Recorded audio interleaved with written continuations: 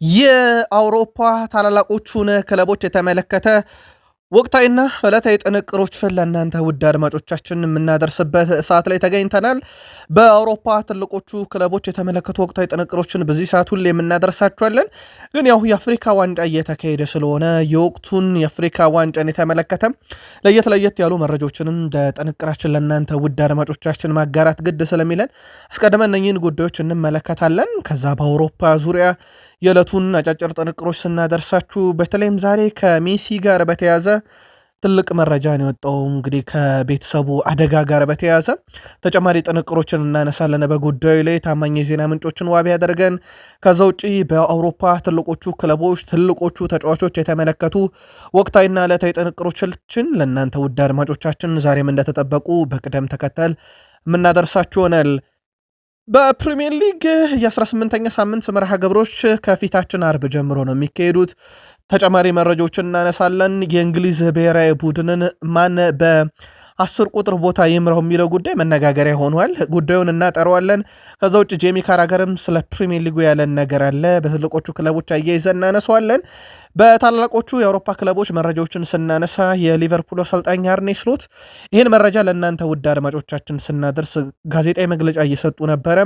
እየተከታተልነው እንገኛለን፣ እናደርሳቸዋለን። እሱን ጉዳይ ላይ ሰፊ መረጃ ነው እሳቸው ያነሳሉ ተብሎም ሲጠበቅ የነበረው። ስለዚህ ጉዳዩን ይዘነዋል። በማንቸስተር ዩናይትድ በኩልም ሩበን አሞሪም የሰጧቸው መግለጫዎች ነበሩ። የተወሰኑት እጃችን ላይ ደርሰዋል። ከቡድን ዜና ጋር በተያዘና በዝውውሩ የምናደርሳችሁ መረጃ ላይ በተለይም ዩናይትድ ቤት የተረጋገጠው አንቶኒ ሲሜኔ ላይ ያደረጉት ድርድር ነው። በሰበር እንነግራችኋለን። በማንቸስተር ዩናይትድ በኩል የቀድሞ ተጫዋቻቸው በእርግጥ አሁን ንብረትነቱ ዩናይትድ ነው የሚለው ነገር አለ። ብሩኖን ፈርናንዴዝን የተመለከተ ሰፊ ጥንቅር እናነሳለን። ከዚ ውጭ ሌሎቹን የዩናይትድ ተጫዋቾች እንደ ማቲያስ ኩኛህን የመሳሰሉ ተጫዋቾችን የተመለከተ ሰፋ ያለ ጥንቅር ይዘናል። አብራችሁን ቆዩ። በአርሰናል በኩል እንግዲህ ማይክል አርቴታ ለመጀመሪያ ጊዜ የአጥቂ መስመሮቻቸውን ከጉዳት ነፃ ሆነው የሚያገኙበት ሰዓት ደርሷል። ሃቨርዝ፣ ዮኬሬሽ፣ ጋብሪኤል ሱስ። ስለ ጋብሪኤል ሱስ ግን ሰፊ ጥንቅር ይዘናል፣ ምክንያት አለን። ከዛ ውጪ አርሰናል በትልልቅ ክለቦች ላይ እየተጠቀመ ያለው የጨዋታ አቀራረቡ ሁኔታ በጉዳት ምክንያት ያው በአስገዳጅ ሁኔታ አንዳንድ ተጫዋቾችን የመጠቀም ግዴታ ውስጥ ገብቶ እንደነበረ ይታወቃል፣ እናነሰዋለን። ከዛ ውጪ በቡካዮ ሳካ በኩል ስለ አንድ ተጫዋች ያለው ነገር አለ። መረጃ ሰዓታችን ሰፊ ጥንቅር ይዘናል። በአርሰናልም በኩል እስከ ፕሮግራማችን ፍጻሜ ከቆያችሁ እነኚህና ሌሎች የተመራረጡ ስፖርታዊ ጥንቅሮችን ትከታተላላችሁ። ላይክ፣ ሰብስክራይብ፣ ሼር ማድረግ ዛሬም እንዳይረሳ ውድ ቤተሰቦቻችን።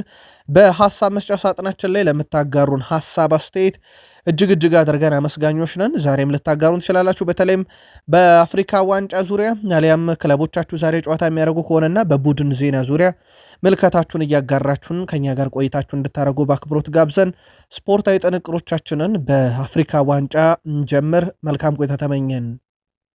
በሞሮኮ አስተናጋጅነት የአፍሪካ ዋንጫ ጅማሮን አድርጎ ከእሁድ ጀምሮ ጨዋታዎች እየተደረጉ ይገኛሉ። ሞሮኮ እንግዲህ ደጋፊዎችን ማገዱ አሁን ላይ ተሰምቷል። የአትላስ አነብሶች ኮሞሮስን ባሸነፉበት ጨዋታ ላይ በውድድሩ የተከለከለ ያልተገባ መሳሪያ ወደ ስቴዲየም ይዞ የገባ ደጋፊን አግጃለሁ ብላለች። በተለይም በጨዋታ ላይ መብራቶችን ተጫዋቾች ላይ፣ ዳኞች ላይ የሚያበሩ የነበሩ ደጋፊዎችን በመለየት እንግዲህ ድጋሚ ወደ ስቴዲየም ዝር አይሉም ብሏል። በጨዋታው የዕለቱ ዳኛ በጨዋታው ዕለት የመብራት በዳኛውና በተጋጣሚ ቡድን ላይ ሲያበሩ የነበሩ ደጋፊዎች በዘመናዊ መሳሪያ በመታገዝ ለይተው ከስቴዲየም ማገዳቸው ተረጋግጧል። ሞሮኮ ይህንን ውሳኔ ለመወሰን የረዳት በስቴዲየሙ 800 ዘመናዊ ካሜሮችና ፌሻል ሪኮግኒሽን መሳሪያን በመግጠሟ አሁናዊ ቴክኖሎጂም ተግባራዊ በማድረጓ ምክንያት እነኚህ በጨዋታ መሃል ተጫዋቾች ፊት ላይ አልቢቱሩ ላይ ጭምር መብራት ሲያበሩ የነበሩትን ስቴዲየም ዳግም ዝር አይሉም ብላለች ሞሮኮ። አስቀድመን በእርግጥ በህግ ደረጃ ሳውቀው ነበረ። የግብፅ ብሔራዊ ቡድን ዋና አሰልጣኝ ሆሳም ሐሰን ቡድኑ አሸናፊ ባደረገው ሳላህ ላይ እምነት እንዳላቸው ገልጸዋል። በሳላህ እምነት አለኝ የሚሉት ሆሳም ሐሰን የግብፅ ልዩነትን ፈጣሪ ነው ሲሉ ከጨዋታው በኋላ ወድሰውታል። በመጨረሻ ደቂቃ ስላስቆጠረው ግብ ለክለቡ ይሁን ለሀገሩ ምን ማድረግ እንደሚችል ያሳየች ግብ ብለውታል። ያው ከሊቨርፑል ጋር ያለው ሰጣ ገባ ይታወቃል። ሆሳም ሐሰን ሳላን ጉዳይ በተመለከተ አድናቆቴ ለሁሉም የቡድን አባላት ነው፣ በተለይ ግን ለሳላ ምክንያቱም እያሳለፈ የነበረውን ጊዜ ስለማውቅ ነው ብለዋል። ሳላ በአፍሪካ ዋንጫ ከውድድሩ ምርጥ ተጫዋቾች መካከል አንዱ ይሆናልም ሲሉ ተደምጧል። እሳቸውም በጣም አስደናቂ ግብ ለቡድኑ አስቆጥሮ ቡድኑን ባለቀ ሰዓትም ቢሆን የምድብ የመጀመሪያ ጨዋታውን አሸናፊ እንድትሆን እንዳደረጋት ይታወቃል። ሳላ 12 የግብ አስተዋጽኦ አለው። 8 ጎል 4 አሲስት ከ2017 የአፍሪካ ዋንጫ ጀምሮ እስከ 2025ቱ የአፍሪካ ዋንጫ ባለፉት 8 ዓመታት ውስጥ በነበሩት ውስጥ ማለት ነው። በእርግጥ ሳዲዮ ማኔን የሚስተካከል የለም። 9 ጎል 6 አሲስት ያለው 15 የግብ አስተዋጽኦ። ሶስተኛ ላይ የምናገኘው ቪንሰንት አቡበከር ነው። በአስገራሚ ሁኔታ በካሜሮን የእግር ኳስ ፌዴሬሽን ፕሬዚዳንት እንዳይመረጥ የተደረገው የካሜሮን አጥቂ 9 ጎልና 2 አሲስት አለው። በጣም አስደናቂ የሚባሉ ቁጥሮች ናቸው። በእርግጥ በአፍሪካ ዋንጫ ላይ ልናነሳው የምንችለው የካሜሮን ይኸው ቪንሰንት አቡበከር እንዳይመረጥ ያለው ሳሙኤል ኤቶ በአፍሪካ ዋንጫ ላይ 18 ግቦችን አስቆጥሮ ቀዳሚ ነው። ሎሬንት ፖኩ 14 አለው። ራሲድ ያኪን የናይጄሪያ ተጫዋች 13፣ ሐሳን ኤል ሻይዚ የቀድሞ የግብፅ ተጫዋች 12፣ ፓትሪክ ምቡምባ የካሜሮን የቀድሞ ተጫዋች 11 አላቸው። እነኚህ በአፍሪካ ዋንጫ ከፍተኛ ግብ አስቆጣሪ ሆነው ግን ሪካርዱ በእጃቸው ነው ያለው። የሴኔጋል ብሔራዊ ቡድን እናንሳ። ውድ ቤተሰቦቻችን በአፍሪካ ዋንጫ ላይ የሴኔጋል ብሔራዊ ቡድን ብዙ የተነገረለት አይመስልም፣ ግን በጣም ጠንካራውን ስብስብ ይዟል። በነገራችን ላይ ሴኔጋል ብሔራዊ ቡድን በምስላችን ላይ እንደምትመለከቱት ግብ ጠባቂው ሜንዲ ነው። በቼልሲ የተጫወተ ግብ ጠባቂ ነበር፣ አሁን በሳውዲ ይገኛል። የተከላካይ ክፍላቸውን እንኳን ብናይ እንደ ካሊዱ ኩሉባሊ ያለ በጣም ጠንካራ ተከላካይ ያላቸው። ከዛ መሀል ሜዳውን ብናይ ደግሞ በፕሪሚየር ሊግ በጣም አስደናቂዎቹ ተጫዋቾች ኢድሪሳ ጋናጌ፣ ንዲ፣ ሳር አሉ። በፊት መስመርም ሌላኛው ሳርን ጨምሮ ኒኮላስ ጃክሰን እና ማኔን የያዘ ቡድን ነው። ይህ ቡድን ለአፍሪካ ዋንጫስ አያሰጋም ወይ? ወይም የአፍሪካ ዋንጫውን ለማንሳት ቅድመ ግምት አይገባውም ወይ? መልከታችሁን አድርሱን። ግን በጣም ጥራት ያለው በጣም ጠንካራ ብሔራዊ ቡድንም ይመስላል። ከግብፅ ብሔራዊ ቡድን ጋር በተያያዘ በማለዳው መረጃችን ላይ የሳላህን ቁጥራዊ መረጃ ስንነግራችሁ የኡመር መርሙሽ ለምን አልተነገረንም ብላችሁ ነበረ በርካቶች። በእርግጥ በሲቲ መረጃ ሰዓታችን ተጫዋቹ ቶትናም እንደማይሰጥ ማረጋገጫውን ነግረናችሁ ነበረ። ግን የእናንተ ጥያቄ ስለሆነ ስለ ኡመር መርሙሽ ትንሽ እንበላችሁ። የዚምባብዌ ጨዋታ ላይ ያቻነቷን ግብ 64ኛው ደቂቃ ላይ ለግብፅ እንዳስቆጠረ እናስታውሳለን። ተጫዋች የሲቲው የፊት መስመር አጥቂ ግብፃዊ ኡመር መርሙሽ በጨዋታው 1 ጎል 72 ኳስ ነካ፣ 11 ድሪብል ውስጥ 7ቱ ስኬታማ፣ 1 ቁልፍ ኳስ የነበረው ከ42 ኳስ የማቀበል ስኬት 36ቱን ያሳካ ወይም በመቶኛ 86 በመቶ 8 የመሬት ላይ ግንኙነቶችን ያሸነፈ ተጫዋች ነው።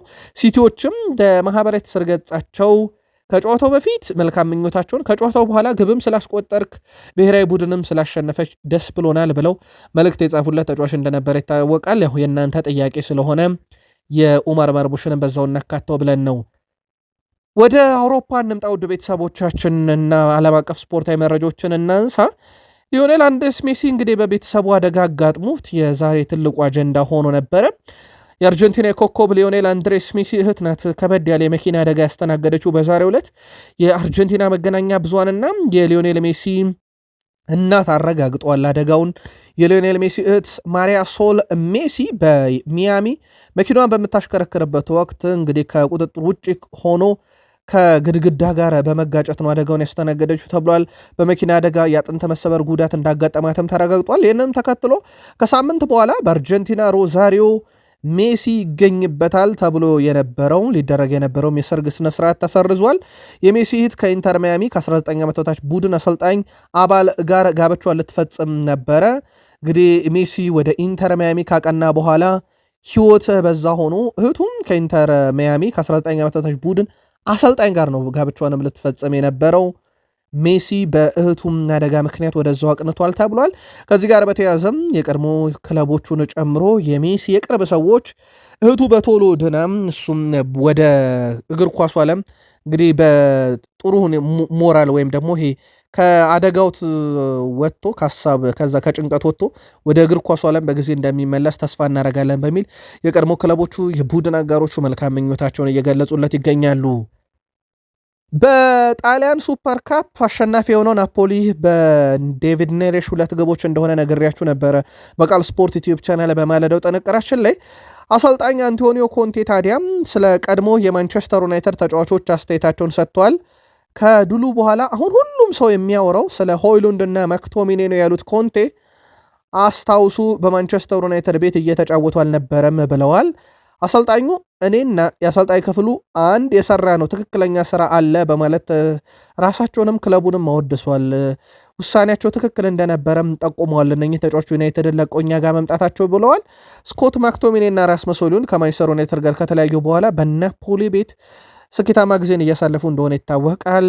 ስኮት ማክቶሚኔ ዴንማርክ አጥቂ ራስመስ ሆይሉንድ ወደ ናፖሊ በማስኮብለል ሂደቱ ላይ በእርግጥ ዩናይትድ ፈቅዶ ነው የለቀቀው፣ ግን ናፖሊን ምርጫው እንዲያደርግ ሆይሉንድ በማድረግ ሂደት ላይ ትልቅ ድርሻ እንደነበረው አሁን አትሌቲክ አረጋግጧል። ከዚህ ዝውውር ጀርባ ዩናይትድ ፍቃድ ሰጥቶ በቤንያሚን ሼሽኮ መምጣት ምክንያት እንደለቀቀው ቢታወቅም ነገር ግን ወዴት ያምራ በሚለው ጉዳይ ላይ ስኮት ማክቶሚኔ እጁ ነበረበት። ምናልባት አሁንም በዩናይትድ እየተገፋ ያለው ኮቢ ሜኖ ወደ ናፖሊ እንዲመጣ ሊያደርገው ይችላል ተብሎ መረጃዎች ሲወጡ እንደነበረ ይታወቃል። በዚህ ጉዳይ ላይ የዩናይትድ ደጋፊዎች ሀሳባቸውን አጋሩ። ስለ ማክቶሚኔ ግን ራሱ ከአንደበቱ ያለውን ነገር በዩናይትድ የመረጃ ሰዓት እንመለስበታለን።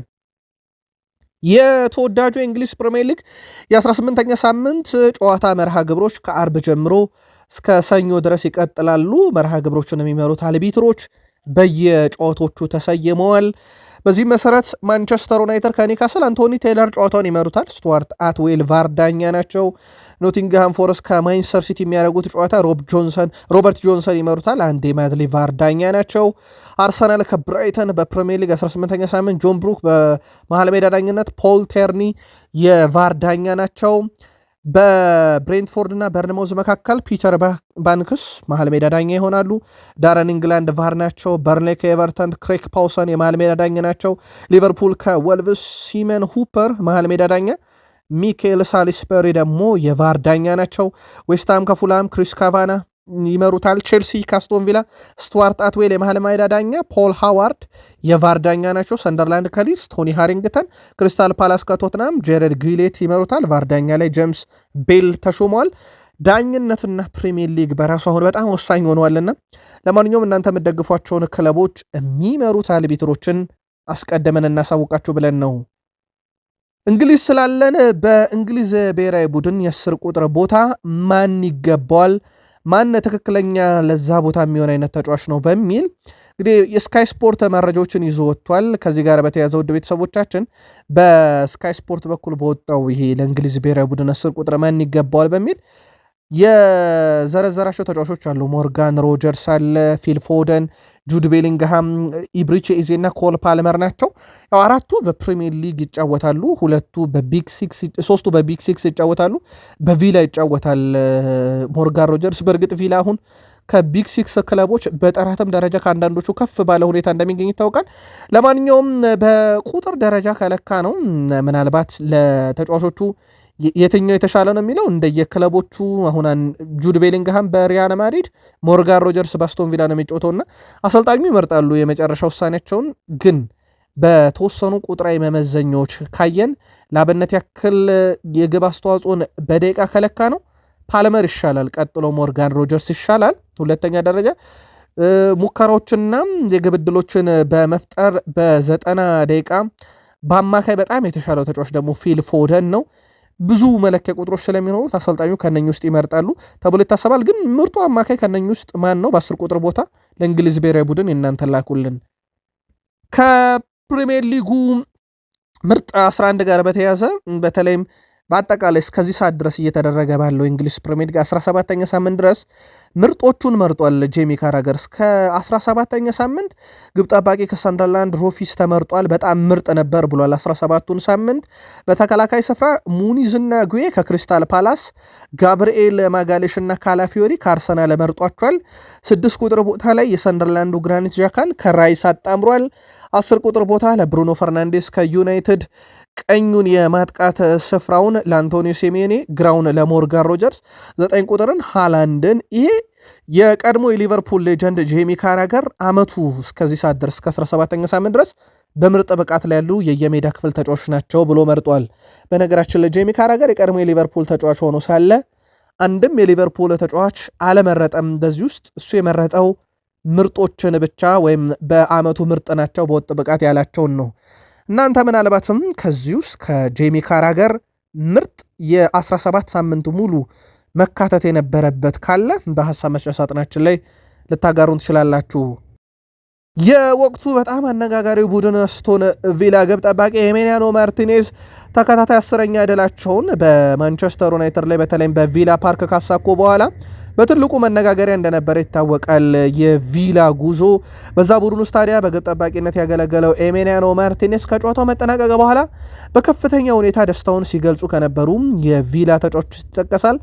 ምክንያቱ ደግሞ ይላል ፋብሪዚዮ ሮማኖ ኦገስት ላይ ክለቡን ሊቀላቀል ማንቸስተር ዩናይትድን የመጨረሻ ምዕራፍ ላይ ደርሶ ፍቃዱን ሰጥቶ እየጠበቀ ባለበት ሰዓት ላይ እነ ሩበን አሞሪም ቦርዱ ወጣት ግብ ጠባቂ ቢመጣ ይሻላል፣ በዛ ላይ በጣም ጥሩ ነው ብለው ሴላመንስን አመጡት። በዛ ምክንያት የዱቢ ማርቲኔዝ ዝውውር እንዲቀረ ተደረገ። በዛ እንግዲህ ቁጭት የነበረው ኤሜሊያኖ ማርቲኔዝ ወይም ዱቢ ማርቲኔዝ በከፍተኛ ሁኔታ ከድሉ በኋላ ደስታቸውን የገለጹ ተጫዋች ለመሆኑ ምክንያት ያቺ ዝውውር መቅረቷ ነው ይላል። መረጃውን ያገኘነው ከፋብሪዚዮ ሮማኖ ኦፊሻል ገጽ ላይ ነው። የፕሪሚየር ሊግ መረጃችንን ስንቀጥል አሁን ከደቂቃዎች በፊት እንደነገርኳችሁ ጋዜጣዊ መግለጫ እየተሰጠ ነበረ በሊቨርፑሉ አሰልጣኝ አርኔ ስሎት። በእርግጥ ጥቂቶቹ ናቸው እጃችን ላይ ደረሱት። በቀጣይ መረጃ ሰፊው እናመጣዋለን። አርኔ ስሎት በአሌክሳንደር ኢሳክ ዙሪያም ረጅም ጊዜ የሚቆይ ጉዳት ነው። ይህም ለጥቂት ወራት በጉዳት ምክንያት ያቆየዋል። ይህ ለእርሱም ሆነ ለእኛ ትልቅ ብስጭት ውስጥ የጣለን ጉዳይ ወይም የሚያስቆጭ ጉዳይ ነው ብለዋል። ያው ቀዶ ጥገና እንዳረገ በቃል ስፖርት ዩቲዩብ ቻናል በማለዳው መረጃችን ነግረናቸዋል። አርኔ ስሎት ጥፋት የፈጸመበትን የቫንደቪንን ታክል በተመለከተ የቫንደቪን ጥፋት ግዴለሽነት የተሞላበት ነበር። ዣቪ ሲሞንስ ግን ሙሉ በሙሉ ሆን ብሎ አልነበረም ያንን ጥፋት ቨርጅል ቫንዳይክ ላይ የፈጸመው።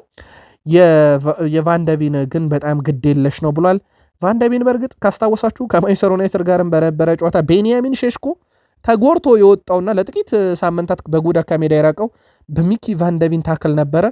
አሁንም ላላዳናት ኳስ ያው ኢሳክ ተጎርቶበት ለቀዶ ጥገና እንደዳረገው ይታወቃል። እሳቸው ሌላ ካነሷቸው ጉዳዮች ቨርዝ ለቅዳሜ ጨዋታ 100% ዝግጁ ነው ብሏል። እንደ ኮነር ብራድሌይና ኮዲ ጋክፖ ያሉ ተጫዋቾችን በተመለከተ ዓርብ ዕለት ወደ ልምምድ ከተመለሱ ወልቭስን ለመግጠም 50% ዕድል ይኖራቸዋል ብለዋል። ስለዚህ ኮነር ብራድሌይና ኮዲ ጋክፖ ለጨዋታ የመድረሳቸው ነገር በጣም አጠራጣሪ ነው ብለዋል። እሳቸው እንዳጠቃላይ እስከ ዓርብ እንጠብቃለን ብለዋል። የዋታሪንዶና ጆጎሜዝን በተመለከተ ሁለቱም ከጨዋታ ውጭ ናቸው ብለዋል። ቨርዝ ግን ለጨዋታ መድረሱን እናረጋግጧል። በዛው ምናልባት አንድ የደረሰን መረጃ ስለ ጥር ዝውውር መስኮት ነው። የኔ ሀሳብ በሚቀጥሉት 2 ጨዋታዎች ላይ ብቻ ነው።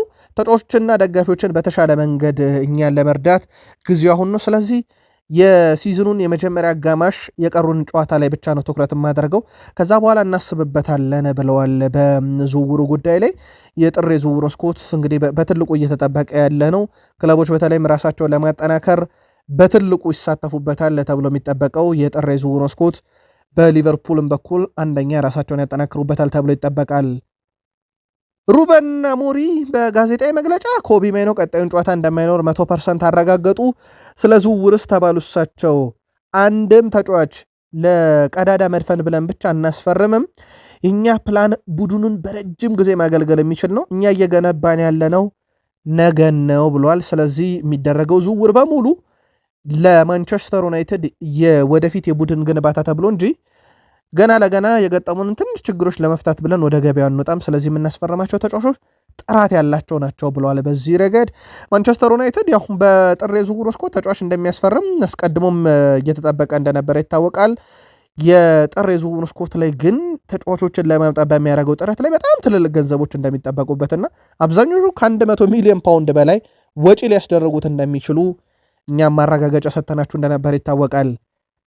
ከዚህ ጋር በተያያዘ ማንቸስተር ዩናይትድ አንቶኒዮ ሴሜንዮን ለማስፈረም ፍላጎት እንዳለው ይታወቃል። ሰበሩ መረጃቸው ውድ ቤተሰቦቻችን የተረጋገጠው መረጃ ዩናይትድ እና ሲቲ ንግግር አድርገው ነበር ብያችሁ ነበረ።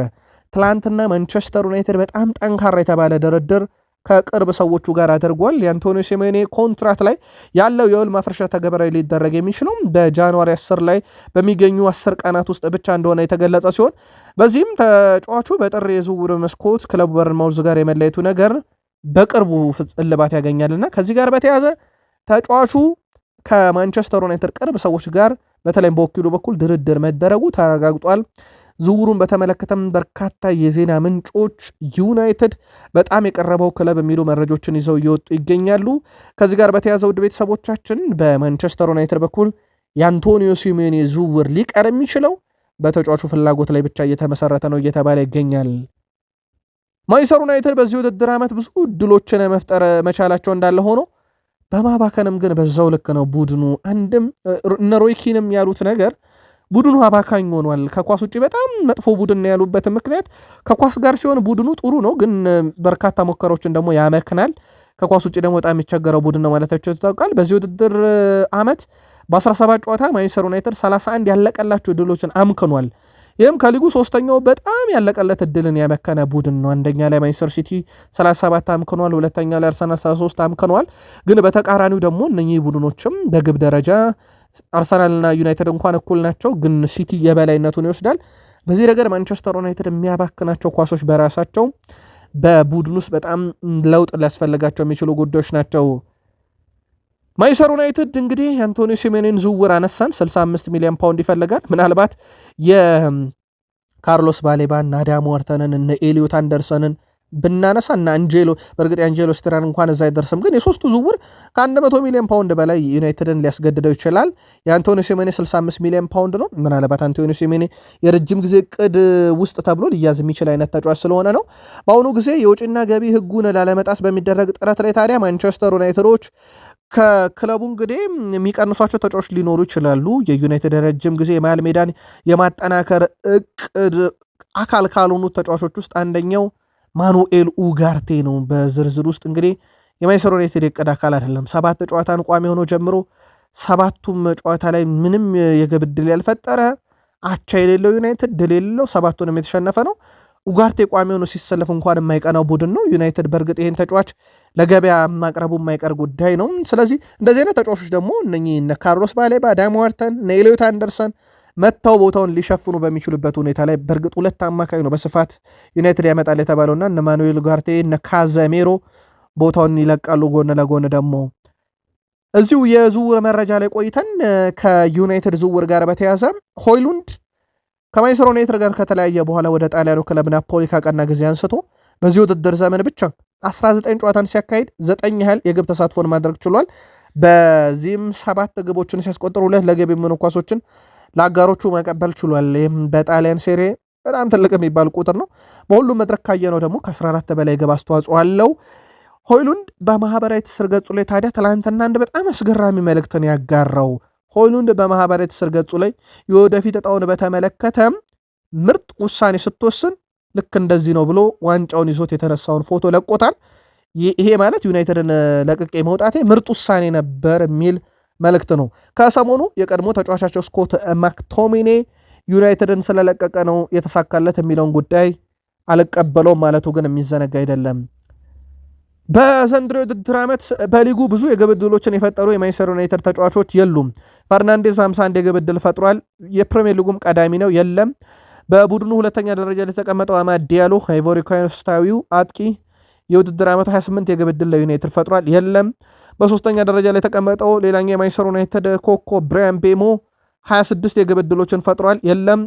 በዕለተ አርብ ማንቸስተር ዩናይትድ ኒውካስልን ሲገጥም እነኚህ ሶስቱም ተጫዋቾች በጉዳትና በአፍሪካ ዋንጫ ምክንያት እንደሌሉ ይታወቃል። ግን አለመኖራቸው ሳይሆን ትልቁ ዜና እነኚህ ተጫዋቾች ያላቸው ቁጥር ነው ትልቁ ዜና ሊሆን የሚችለው። ብሩኖ 51 የግብ ዕድል የፈጠረ፣ አማድ 28፣ ብራያን ቤሞ 26 የግብ ዕድል የፈጠረ። ብራያን ቤሞ ደግሞ ዩናይትድ ከፍተኛ ግብ አስቆጣሪ ነው። ብሩኖን በጉዳት ያጣል ስንል ይህ ቡድን ኒውካስል፣ ወልቭስ፣ ሊድስ ዩናይትድ፣ በርንሌ፣ ብራይተን 100% የተረጋገጠ ነው ብሩኖን የሚያመርጡት ጨዋታ። የሲቲው ጨዋታ ላይ ነው አሁን በትልቁ አጠራጣሪ የሆነው። ምናልባት ለማንቹሪያን ደርቢ ጨዋታ ይደርሳል አይደርስ የሚለው በጊዜ ሂደት የሚጠራ ይሆናል። ግን ዩናይትዶች ለዛ ጨዋታ ይደርሳል በሚል ነው እንግዲህ በተስፋ እየጠበቁ ያሉት። ህይወት ያለ ብሩኖ በዩናይትድ ቤት በቁጥር እንግለጸው። በእርግጥ ዩናይትድ ቤት 9 ጨዋታ ነው ያመለጠው። 212 ጨዋታ ተጫውቷል፣ 9 ነው ያመለጠው። እንዳጠቃላይ እሱ ከመጣ በኋላ ዩናይትድ ካደረጋቸው ወደ 221 ጨዋታ 9 ነው ያመለጠው። ዩናይትድ እሱ ካለ ከ212 ጨዋታ 102 ድል፣ 51 አቻ፣ 59 ሽንፈት፣ 338 ግብ ቡድኑ አስቆጥሯል። 1.6 ነጥብ ጎሎችን በጨዋታ ያገኛል። 273 ጎሎችን አስቆጥሯል። በተቃራኒ መረብ ላይ ቡድኑ ወደ 1.3 አማካኝ ጎል አለው በጨዋታ 48.1 በመቶ ያሸንፋል። ቡድኑ 1.7 በመቶ ነጥብን በ90 ደቂቃ ያሳካል። 1.6 ጎል የማግኘት ንጻር ያለው በ90 ደቂቃ 14.5 ሙከሮችን ቡድኑ በ90 ደቂቃ ያደርጋል። 5.3 ኢላማቸውን የጠበቁ ሙከሮችን ቡድኑ ብሩኖ ሲኖር ያደርጋል።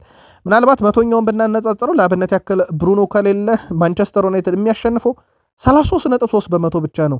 ካለ ግን ኦልሞስት 48.1 ነው፣ ለ50 በመቶ የቀረበ ነው። ስለዚህ ብሩኖ ሲኖር ዩናይትድ የማሸነፍ ንጻሬው በጣም ከፍ ያለ ነው። ለአብነት ያክል ብሩኖ ካለ 1.7 ነጥብ በጨዋታ ቡድኑ ያገኛል። ከሌለ ግን 1.1 ይሆናል። ይሄ ራሱ በጣም ማሳያ ነው። በጣም ዝቅ ያለ ቁጥር። ሌላ ማሳያ ኢላማውን የጠበቀ ሙከራ እንኳን ብንል ብሩኖ ሲኖር ቡድኑ 5.3 ያደርጋል፣ ከሌለ 3.3 ነው። ትልቅ እጦት እንደሆነ ማሳያ ቁጥር ተደርጎ ሊወሰድ ይችላል። ከብሩኖ ፈርናንዴዝ ጋር በተያያዘ ማለት ነው። ማንቸስተር ዩናይትድ በቀጣዩ እንግዲህ በሊጉ ከባድ ከሚባለው ኒካስል ጋር የሚጫወት ይሆናል። ነገር ግን ኒካስል ከማንቸስተር ዩናይትድ ጋር ተመሳይ የሆነ የውጤት ቀውስ ውስጥ ነው ዘንድሮ የሚገኙት። የወጥነት ችግር ሁለቱም ላይ ያለ። ኒካስል ባለፉት ካደረጓቸው 5 ጨዋታ በአንዱ ተሸንፈው በሁለቱ አሸንፈው በሁለት ደግሞ አቻ ተለያይተዋል። ይህ ከዩናይትድ ጋር ተመሳሳይ ያደርገዋል። በደረጃ ሰንጠረዥ ደግሞ ሁለቱ ቡድኖች በ3 ነጥብ ብቻ ርቀው 7ኛና 11ኛ ደረጃ ላይ ነው የሚገኙትና በሁለቱ ቡድኖች በኩል ምናልባት ወቅታዊ አቋማቸውን ከገመገምን በተወሰነ መንገድ በጣም አጠራጣሪ አይነት ብቃት ላይ ነው ያሉት ሁለቱም ቡድኖች። ይሄ ወጥነት ችግር በደንብ ይታይባቸዋልና የፊታችን አርብ ነው ጨዋታ የሚያደርጉት። የቡድን ዜና ያው በቀጣይ የኒካስሉ አሰልጣኝ ኤዲ ሃው የዩናይትዱ አሰልጣኝ ሩበን አሞሪም ስለሚሰጡ በተከታታይ የመረጃ ሰዓታችን ላይ እነኝህን ጉዳዮች ለእናንተ ውድ አድማጮቻችን እያጠራናቸው ምንመጣ ይሆናል። የአርሰናልን መረጃ እንቀጥል። ግማሽ ፍጻሜ ድረስ እድላችን ሰፊ ነው ብሏል ማይክል አርቴታ። የመድፈኞቹ ዋና አሰልጣኝ ማይክል አርቴታ የክሪስታል ፓላስ ጨዋታ ወሳኝ ብለውታል። እያንዳንዱ ጨዋታ በትኩረት እንደሚመለከቱት የገለጹት አሰልጣኙ በእያንዳንዱ ጨዋታ ጥሩ መንቀሳቀስና ማሸነፍ ይስፈልጋል ብለዋል። ክሪስታል ፓላስን ማሸነፍ ግማሽ ፍጻሜ ድረስ ከፍተኛ እድል አለን ያሉት አሰልጣኝ ማይክል አርቴታ ለጨዋታው ቡድን ዝግጁ ነው ብሏል። የማይክል አርቴታ ቡድን ግን በጣም እድለኛ የሚያደርገው ነገር ያለው የስኳድ ዴብስ አሁን እየተመለሰለት መጥቷልና በእርግጥ ቡድኑ በርካታ ወጣት ተጫዋቾችንም የመጠቀም እድል እንደነበረው ይታወቃል። እሳቸውም የማሸነፍ እድል አለን ብለዋል። እነማን ይመለሳሉ፣ እነማን በጨዋታው ላይ ይገኛሉ የሚለው እንመለስበታለን። ኦሊቨር ግላስነርን እናስከትል። የክሪስታል ፓላሱ ዋና አሰልጣኝ ኦሊቨር ግላስነር ቡድናቸው በትክክለኛ መንገድ ላይ መሆኑን ተናግረዋል።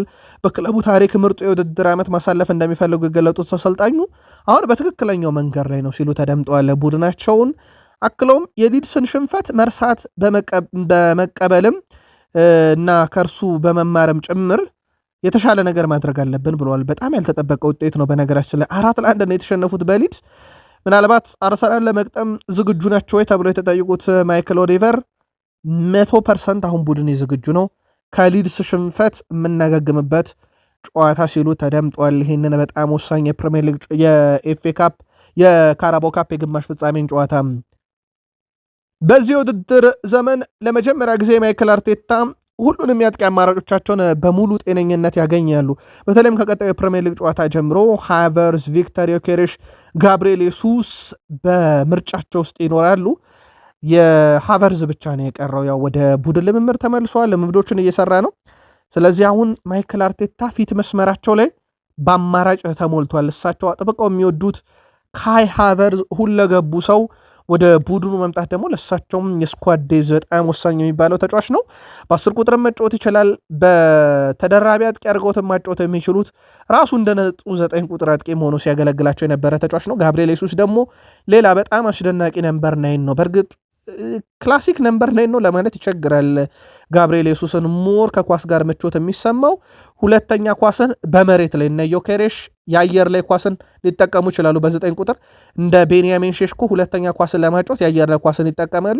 እንደ ጋብሪኤል ሱስ ያለ ግን ሁለተኛ ኳስን በእግሩ ተቆጣጥሮ ማጫወት የሚችል ነውና ሌላ በጣም ድንቅ አማራጭ ሆንላቸዋል ማይክል አርቴታ። ስለዚሁ ጋብሪኤል ሱስም ሀሳባቸውን አጋርተዋል። ጉዟችን በጣም ጠንካራና ትኩረት የሚሻ ነበር ማለት ይቻላል ብለዋል። አሁን እስካሁን የነበረው አሁን እኛ ቡድን ውስጥ በርካታ አማራጮች አሉ። እኛን ከተቀላቀለ ጊዜም ጀምሮ በክለብ ውስጥ የነበረውን እምነት ያሳደገም የቡድኑን መንፈስ ከፍ ያደረገ ተጫዋች ብሎታል።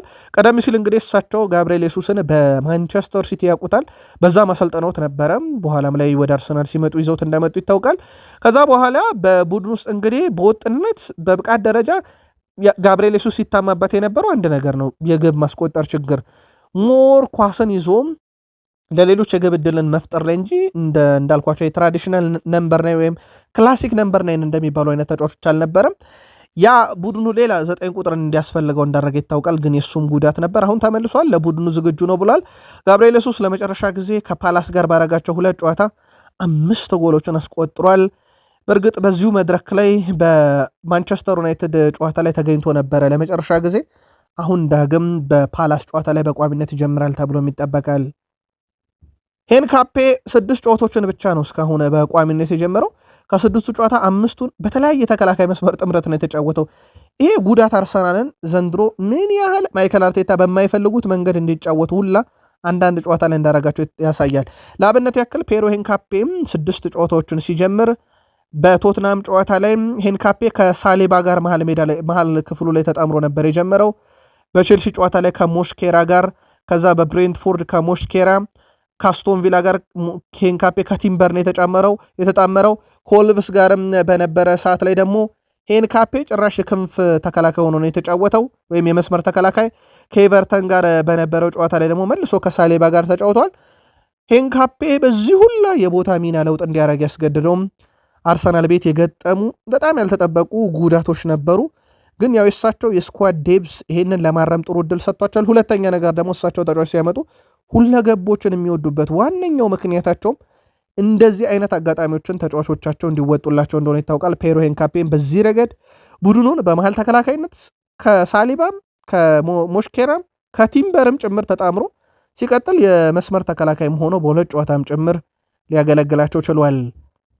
ኢታን ንዋኔሪ በካራባኦ ካፕ ከባለፈው የውድድር ዘመን ጀምሮ 5 ጨዋታ ላይ በቋሚነት ጀምሮ 4 ጎሎችን አስቆጥሯል። በካራባኦ ካፕ ከሱ የበለጠም ጎል ያስቆጠረውት ጎሜዝ እና ጋክፖ ብቻ ናቸው። እሱ መጫወት ከጀመረ ጊዜ ጀምሮ በትልቁ የሚጠበቀው ተጫዋች ነው። ሌላኛው ቡካዮ ሳካ ቡድኑ በጣም ሁለገብ ነው ብሏል። ዘንድሮ በጣም ሁለገብ ተጫዋቾች አሉን። ቡድኑ አዲስ ያመጣቸውም ተጫዋቾች በጣም ጥራት አላቸው።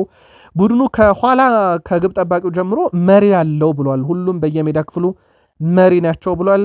እንደውም ዳቪድ ሪያን ሲገልጸው ጨዋታን በደንብ የሚረዳ ትክክል ከሆንኩ ደግሞ የአሰልጣኝነት ባጅም ጭምር ወደፊት ማግኘት የሚገባው ራያን አንድ ቀን ጭምር የሆነ ሰዓት ላይ ምናልባትም አርሰናል ሁላ ሲያሰለጠን ላየው የምችለው አይነት ብሎታልና የቡድን መሪነቱ ከግብ ጠባቂው እንደሚጀምርና ግብ ጠባቂው ዳቪድ ሪያንም ወደፊት አሰልጣኝ መሆን የሚያስችል አይነት የቡድን መሪነት ባህሪም ጭምር አይቼበታለሁ ሲል ተደምጧል።